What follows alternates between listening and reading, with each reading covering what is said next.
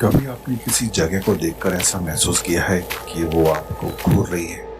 मेरे साथ कुछ ऐसा हुआ जब मैं पहुंचा हिमाचल के जंगलों में छिपे एक वीरान होटल क्रिम्सन वुड्स में।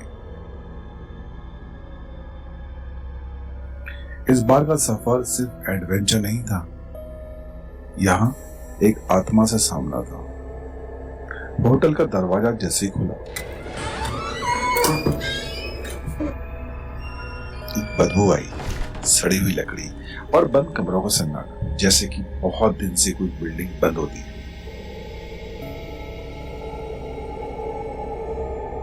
मैंने रिसेप्शन पर रजिस्टर मांगा और जब रजिस्टर को चेक किया तो उसमें आखिरी एंट्री थी विक्रम अरोड़ा के नाम की,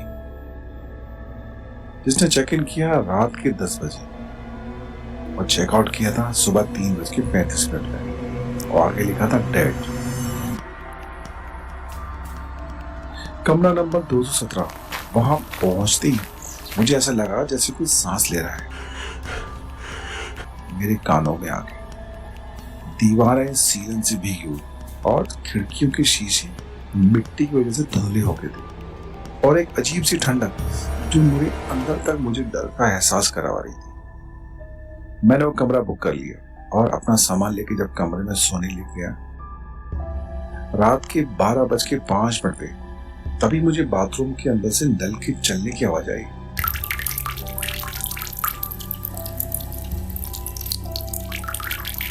ऐसा लगा कि किसी ने नल चालू करा है। जब मैंने बाथरूम में जाके देखा, नल अपने आप चालू हो गया था। तभी मेरी नजर शीशे की तरफ गई। उस पर किसी ने लिखा था, वो कभी मुझे प्यार करता था। मैंने इधर उधर देखा और फिर कपड़ा लेके उस शीशे को साफ कर दिया, लेकिन कुछ ही सेकंड में वो वापस आ गई। जो लाइन मैंने बिठाई थी और इस बार कुछ और भी जोड़ा गया था। और पूरी लाइन थी, वो कभी मुझसे प्यार करता था, अब उसकी बारी है मरने की। मैं बाथरूम से निकल के वापस अपने कमरे में आ गया, क्योंकि मुझे पता था कि कमरा भूतिया है, तो मुझे इसकी आदत हो गई थी, ये ऐसी घटना हमेशा घटेगी। मैं जैसे बिस्तर पर लेटने लगा, तभी मेरा ध्यान सामने बने कमरे की अलमारी में गई। मैंने उठकर कमरे की अलमारी खोली, अंदर देखा तो एक पुराना और खून से सना दुपट्टा, एक डायरी और एक टूटा हुआ मंगलसूत्र रखा था। सान्या की डायरी थी वो। सान्या विक्रम की प्रेमिका, जिसने उसी कमरे में जान दे दी थी। जब मैंने उस डायरी को खोल के पढ़ा तो उसमें लिखा था, अगर तूने मुझे धोखा दिया तो मैं अपनी मौत से भी लौट कर आऊंगी। अब मैं हर उस इंसान से बदला लूंगी जो प्यार को खेल समझता है। मैं सान्या की डायरी पढ़ ही रहा था कि तभी मेरे कानों के पास से एक ठंडी हवा निकली और एक आवाज आई, तेरा नाम अर्जुन है ना, तो भी किसी को छोड़कर भागा था। साक्षी नाम था लड़की का, उसने तुझे अभी तक माफ नहीं किया और मैं अब तेरी परीक्षा लेने आई।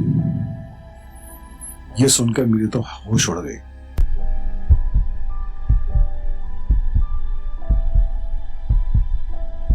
क्योंकि साक्षी के बारे में या तो साक्षी जानती थी या मैंने इसके बारे में किसी को नहीं बताया था। फिर इसे कैसे पता चला? मैं इसको सोच ही रहा था, तभी कमरे की लाइट अचानक बंद हो गई और दीवार पर खून के हाथ के निशान उभरने लगे। मैं जब तक ये देख ही रहा था, तभी एक खिड़की अचानक से धीमे से खुली और उसके अंदर से काली परछाई अंदर आई। धीरे धीरे वो परछाई एक इंसान का रूप लेने लगी और जब गौर से देखा तो वो थी सान्या की आत्मा। क्योंकि विक्रम और सान्या की फोटो डायरी में मैं देख चुका था, इसलिए सान्या को पहचानने में मुझे दिक्कत नहीं हुई। गौर से देखने पर मुझे दिखाई दिया कि उसके चेहरे पर गुस्सा नहीं, दर्द भी था। मैं उसे देख ही रहा था, तभी सान्या बोली, तो भी विक्रम जैसा है, झूठे प्यार की वजह से मैं मरी, अब तो भी मरेगा। मैंने डर के मारे अपनी आंखें बंद कर ली और हाथ जोड़कर बोला, हाँ मैं अपनी गलती मानता हूँ, मैंने साक्षी के संग धोखा किया, मैं साक्षी से माफी मांग लूंगा, अगर तू मुझे जिंदा छोड़ दे तो। कुछ देर के बाद जब मैंने अपनी आंखें खोली तो देखा कमरे में कोई नहीं था। वो शायद गायब हो गई थी। लेकिन जिस जगह सानिया खड़ी थी उसकी जगह अब मुझे वीडियो कैमरा पड़ा मिला।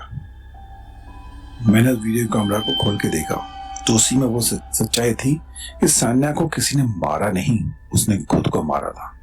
क्योंकि विक्रम ने ब्रेकअप किया था, मर्डर नहीं। लेकिन उसके ब्रेकअप का दर्द उसकी आत्मा बनने को मजबूर हो गया। अगले दिन सुबह सब कुछ शांत था।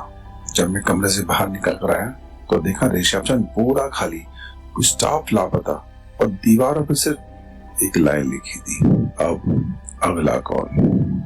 कुछ मोहब्बतें बुलाई नहीं जाती और कुछ रूहें माफ नहीं करती। क्रिम्सन वुड का कमरा नंबर 217 आज भी खुला है। अगर तुम सच में सच्चे हो तो एक रात वहां बिताओ। बस एक बात याद रखना, अगर तुम्हारे दिल में कोई अधूरी मोहब्बत है तो वो तुम्हारा सामना सिर्फ अंधेरे से नहीं होगा, वहां तुम्हारा सामना होगा खुद से। अगर आप तैयार हैं और आपने किसी को धोखा नहीं दिया है, हिमाचल के और क्रिम्सन वुड्स के होटल के कमरा नंबर 217 में एक बार एक रात बिता कर देखिए।